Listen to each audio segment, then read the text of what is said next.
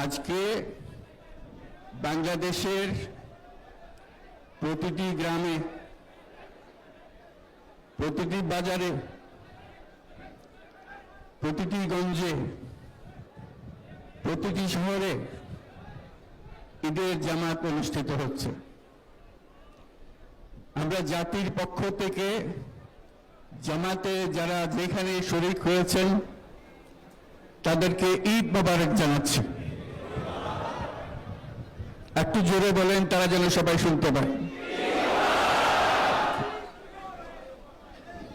যারা ঈদের জামাতে শরীক হবার সুযোগ পাননি তাদেরকেও আমরা ঈদ মোবারক জানাচ্ছি, সেটাও জোরে ঈদ মোবারক দেন।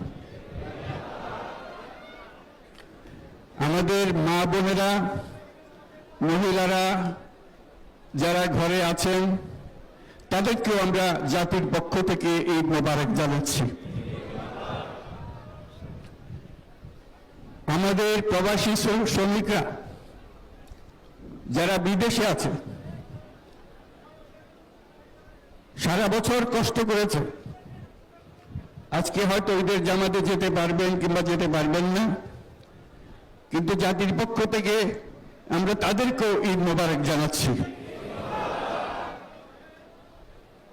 যারা বাংলাদেশিরা আছেন পৃথিবীর বিভিন্ন দেশে, জাতির পক্ষ থেকে তাদেরকে আমরা ভুলে যাইনি, তাদেরকেও আমরা ঈদ মোবারক জানাচ্ছি।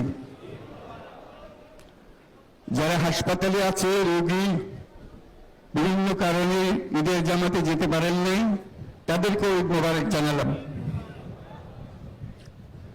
ঈদ দূরত্ব ঘুচানোর দিন,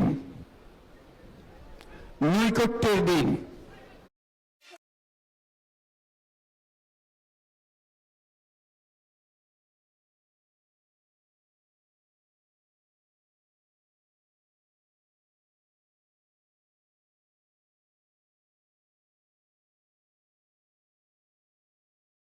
ভালোবাসার দিন।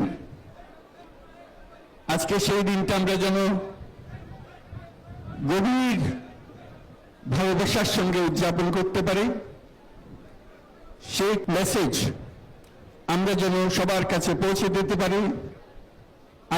আজকে একটা অটুট ঐক্য গড়ে তোলার দিন, এবং আমরা স্থায়ীভাবে ওই ঐক্য গড়ে তুলতে চাই। ঈদের জামাতের এটাই আমাদের কামনা। আজকে মোনাজাত হবে, মোনাজাতে আমরা অবশ্যই যেন স্মরণ করি, আল্লাহর কাছে প্রার্থনা করি আমাদের এই নতুন বাংলাদেশ গড়ার যারা সুযোগ দিয়েছে, যে বীর সন্তানরা আত্মাহুতি দিয়েছে, আল্লাহ যেন তাদের রূহের মাগফিরাত দেন, তাদের শান্তি দেন। আমরা তাদের মোনাজাতে সেটা যেন আমরা অংশ রাখি। আর মোনাজাতে যারা আহত হয়েছেন, যারা স্বাভাবিক জীবন থেকে বিচ্যুত হয়ে গেছে, এই দেশের জন্য নিজেদের স্বাভাবিক জীবন ত্যাগ করতে যারা বাধ্য হয়েছে, তাদের স্বাভাবিক জীবন যাপনের ক্ষমতা দেওয়ার জন্য, রোগমুক্তির জন্য আল্লাহর কাছে যেন আমরা প্রার্থনা করি। আজকের দিনে আমরা প্রার্থনা করি, যেই নৈকট্য আজকের দিনে আমরা শুরু করলাম, এই নৈকট্য এবং এই ঐক্য জাতির জন্য যেন স্থায়ী হয়, আমরা যেন একটা ঐক্যবদ্ধ জাতি হিসেবে সামনে এগিয়ে যেতে পারি। যারা আত্মত্যাগ করেছেন, যারা নতুন বাংলাদেশের স্বপ্ন বাস্তবায়ন করার জন্য নিজের আত্মাহুতি দিয়েছেন, বেঁচে থাকলেও স্বাভাবিক জীবন যাপন করতে পারছেন না, তাদের স্মরণে আমরা যেন মোনাজাত করি আল্লাহর কাছে। আমরা অবশ্যই সেই স্বপ্ন বাস্তবায়ন করব।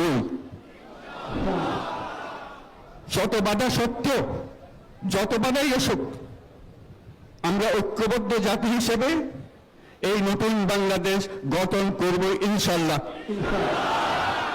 এই বলাযাত্রা আপনারা সবাই মিলে একসঙ্গে করবেন। ধন্যবাদ সবাইকে। ঈদ মোবারক সবাইকে।